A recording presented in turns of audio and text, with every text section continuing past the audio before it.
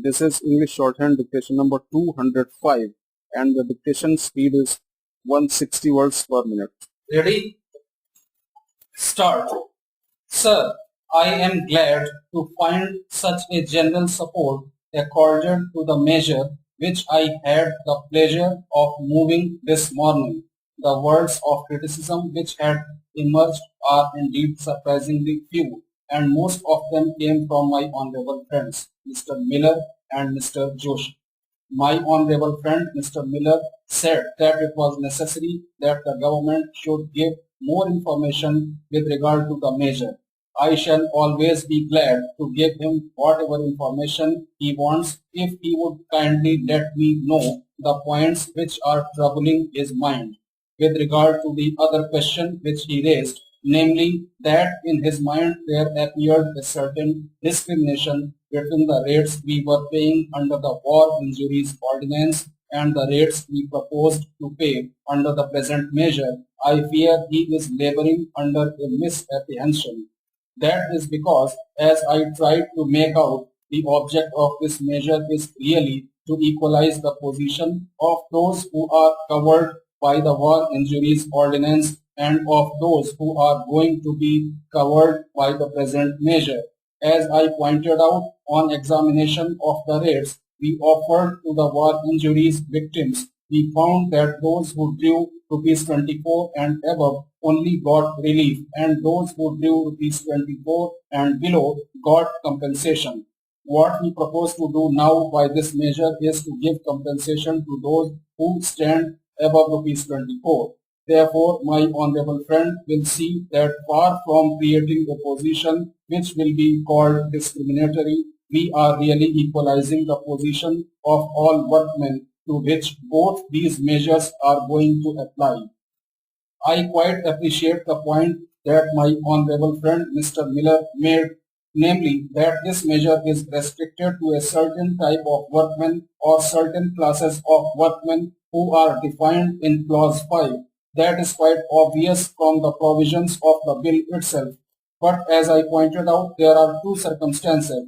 Firstly, it is not possible for the government to undertake the liability of paying compensation to all workmen. Secondly, having regard to the fact that any scheme of insurance which the government can put forth must be administratively workable, it follows that the government cannot spread itself out to cover all sorts of workmen. It could be too much of liability for the government to take, and the scheme will become administratively unworkable. In order that we may run the insurance scheme, it is quite obvious that we must be able to locate an employer on whom we can definitely place the liability and from whom we can recover the premium. In the case of general population, it is not possible to locate someone on whom this liability could be imposed and from whom the premium could be demanded. That is certainly the reason why we have been required to limit the scheme to certain classes of workmen who have been defined in clause 5. My honorable friend Mr. Miller said that we have given no justification for confining our scheme to the classes of workmen who have been defined in clause 5. Some of the answers which I could have given to him have already been given by my honorable friend Mr. Joshi, and I do not propose to repeat them. The answer really is to be found in the statement of objects and reasons itself. The statement of objects and reasons makes it clear that they are exposed to danger in factories and other industrial concerns. That is as good a reason as any could be given for confining this measure to the classes of workmen who are defined therein. It cannot be denied that factories and industries are easy targets for enemy attack, and the people working there are more exposed to danger than the general population. My honorable friend Mr. Joshi raised the point that this bill does not apply to all workmen, and he pointed out two particular cases in which he desired that the provisions of this bill should be extended, namely to the laborers working in Assam on tea plantations and seamen. These are no doubt cases which require some particular answer. Now, sir, my general answer to the criticism of Mr. Joshi with regard to these two particular points is that the government is quite aware of what he has said, and that is the reason why the government has introduced a sub-clause in clause 5, whereby the government has reserved to itself the power of extending the provisions of the bill to other workmen employed in any employment. The government does not regard that the categories of workers defined are the final and that no occasion may arise to include others. If a situation arises when it becomes clear to the government that the provisions of this bill should be extended to workmen employed in other employments, the government will undoubtedly consider the matter. With regard to the question of Assam, the only point I would like to make is that we are confining the measure to workmen who are living in what might be called exposed centers. To my mind and according to the information we have at present, it cannot be said that the tea plantations are exposed centers. If at any time the plantations do become exposed centers and subject to risk, there is no doubt about it that either Mr. Joshi may move in the matter or the government will take active notice and see that the provisions of this bill are extended to the laborers in Assam. With regard to the seamen, I think the matter was brought forward by the Commerce Department, and I understand that there is a measure already in existence whereby a provision analogous to the scheme that we are having is already in existence. If my honorable friend Mr. Joshi thinks that it is desirable that the select committee should examine and make some provision, and if that provision is not incongruous with the main features of the bill, I will certainly raise no objection for his considering the matter in the select committee. My honorable friend Mr. Miller referred to one or two clauses in the bill. The first was clause number 5.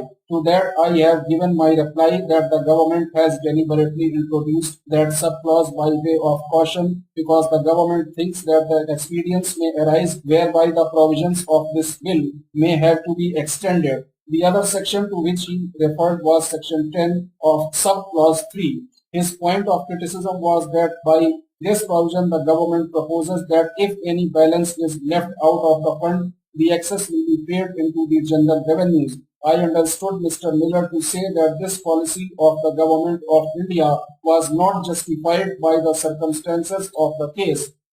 Sir, I am afraid I have not got the information, but I think the general fact is quite well known. The ordinance which requisitions the services of motor drivers is one of those. After the ordinance was passed, it was discovered that there was one provision which was present in other ordinance but was absent in the motor drivers ordinance. That provision was that there was not anything in the ordinance requiring the owner to re-employ a motor driver after his services were dispensed with by the authority which had requisitioned his services. It is to fill this gap that the present bill has been brought in. The purposes of the amendment are threefold. The amendment declares the employer's liability to re-employ a driver where his services have been dispensed with by the government. Secondly, it lays down a method for the settlement of disputes as to the liability of the employer.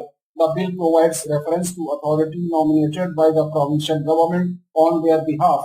And thirdly, there is a penalty for non-compliance with the orders passed by the authority. Other provisions in the bill relate to the limitations on the right of employment which has been given to a motor driver, and they are twofold. In the first place, a motor driver must have been in continuous service for a period of 6 months before he can claim the right to re-employment. Secondly, he must have applied for re-employment within 2 months from the date of discharge from the national service. These conditions being satisfied, this present bill puts him on the same level with other persons whose services have been requisitioned. I have nothing more to say with regard to this bill.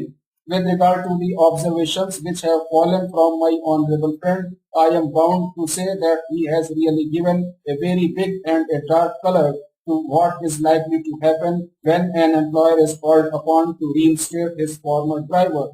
He seems to think that this matter, once it becomes a subject matter of dispute, would assume a form which lawyers call a long civil suit, but I am sure it will be shorter than a short court. we have made provision that the provincial government will appoint an authority, and I have no doubt that that authority will be an authority which would be satisfactory to both sides.